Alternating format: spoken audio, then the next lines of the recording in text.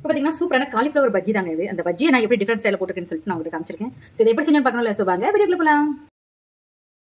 Hi friends, வணக்கம், நமஸ்தே. நீங்க எப்படி இருக்கீங்க? நல்லா இருக்கீங்க, சந்தோஷமா இருக்கீங்க நினைக்கிறேன். நம்ம நல்லது நினைப்போம், நல்லது நடக்குங்க.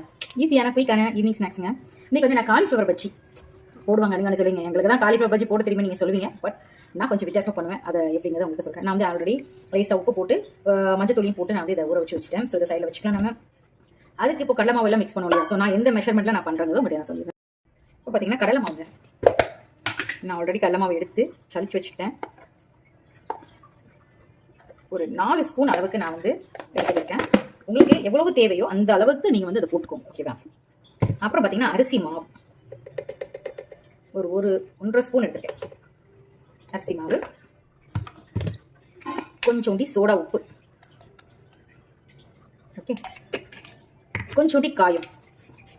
நீங்கள் காயம் நான் போடுவீங்களான்னு கேட்டீங்க. கண்டிப்பாக நான் போடுவேன்.